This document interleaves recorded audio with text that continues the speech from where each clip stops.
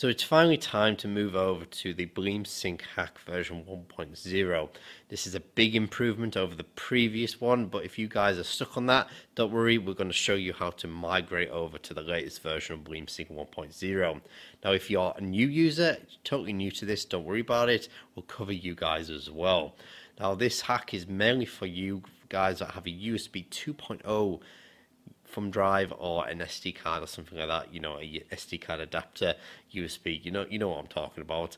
You need that. It won't work with USB 3.0, that uses too much power. USB 2.0 is the one we need.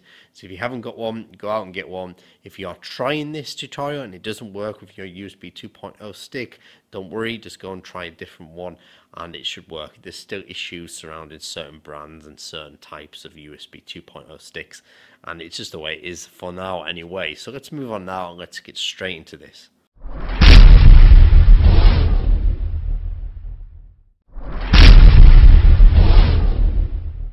So for you new users, you can download the BleemSync app straight away and just place it onto your SD card, unzip that zip file, don't forget to do that, as well as that rename your SD card to Sony, so that's in capital letters SONY. Once you've done that, you can skip ahead, you really can, you don't have to hang around. For you guys that want to migrate over from your previous version, stick around, I'm going to cover that entire process, although I do recommend just starting from fresh. For those of you that are migrating over from the previous version of BleemSync, I need you to delete 3 files from your SD card that's prepped with BleemSync. So I need you to delete that file that's got that big long code in it. So it starts with 028C18A9. Delete that one. I want you to delete the folder that says lolhack, as well as that the BleemSync folder as well. Don't delete anything else, and then we can move on to the next part. So download the BleemSync 1.0 zip file, that link will be in the description, and place it into your SD card, to the root of your SD card, and just unzip it, and that's all you guys have got to do. Now we can skip over to the next part. So now we can go over to the PlayStation 1 Classic. Make sure your console is unplugged from the power, HDMI and any powered USB hub, and then I want you to insert your USB stick into the Player 2 port. Now connect everything back up, insert the power, HDMI, etc., and then power on your console. For you new users, this will pretty much just go straight into the BleemSync 1.0 menu, and then you can continue and use it however you like. If you're not, then it will start migrating the system over, and it should take a couple of seconds to actually do that. It will blink red when it's completed, and it will turn the console back off. Then all you guys have got to do is turn it back on. To add games, all you got to do is connect your PlayStation 1 Classic to your PC using its supplied power cable. Plug the USB into the USB port on your computer, and then allow those drivers to be installed. If you're a Mac user, then you need to download the drivers for your operating system.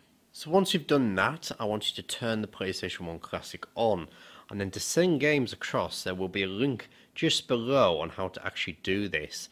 It actually just sends you to a web page, and here we can actually manage our games. So once you've connected your PlayStation 1 Classic to your PC, whether it be Windows or Mac, if you're a Mac user, then there's some drivers that you might need to install. Again, those links will be in the description for you. If you're a Windows user, it should just install straight away with no issues at all, but those drivers will be available as well for you guys that might be having issues. So hopefully you've got to this page. As I've just shown you previously with the link, again that link will be in the description, and you'll get to this game manager. Now if it hasn't quite loaded properly, don't worry about it, just leave it a couple more seconds, try reload the page, and hopefully you'll get to this game manager. Now this accepts bin and Q files. I think it also accepts ISO, but I've just got bin and Q files.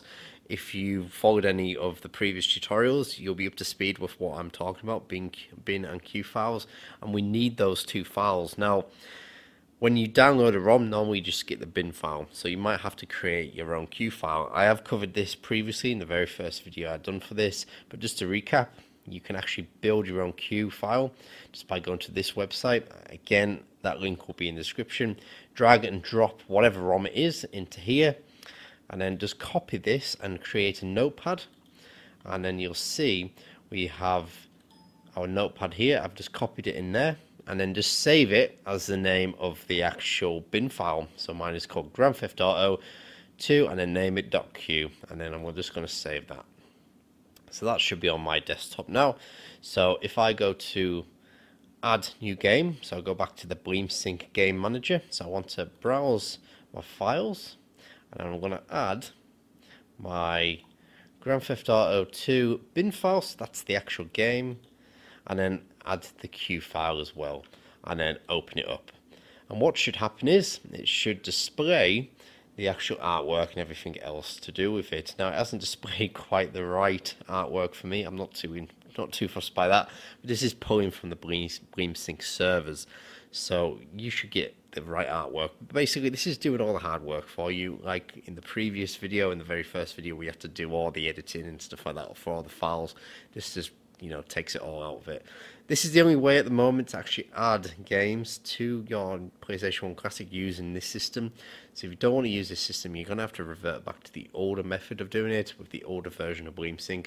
Again, you can do that if you want to. It's still on GitHub. But at the moment, this is the up-to-date. This might change. I'm sure they'll update it and change things and change the way you can add games. But at the moment, this is the safest way. It's the easiest way as well. I'm guessing they had a lot of issues with people not understanding the actual initial process of doing it, so this is kind of, you know, getting past that, and I'm sure this took a hell of a lot of work as well. So once you've done all that, you can see it's added all of my information and publisher and developer and stuff like that, and all you've got to do now is add new game, and hopefully you should start sending it across to the PlayStation 1 Classic. And I'm assuming it'll take a couple of minutes to actually do that, because it's going to push it through and then send it all over. So finally, just disconnect your PlayStation 1 Classic, go hook it back up to your TV, and everything should be displayed. Now, we have covered RetroArch as well. If you're not sure what that is, you can play loads of different systems. We've covered that in the previous video. If you want to check that out, it kind of gives you an intro to what RetroArch is and how to use it. But yeah, basically, you can play SNES, NES, and other systems on the PlayStation 1 Classic. It really opens up the system. So thanks again for watching. I really hope you enjoyed this, and I hope you were able to follow along and get everything from it. So all credit goes to all the guys over at Modmyclassic, and yeah, they've done a fantastic job of this, and all future updates for this system will be a lot easier as well. So there's no real complex migrating over or anything like that. Things should be simple, and hopefully more improvements are made. Anyway, thanks again for watching. We shall see you very soon.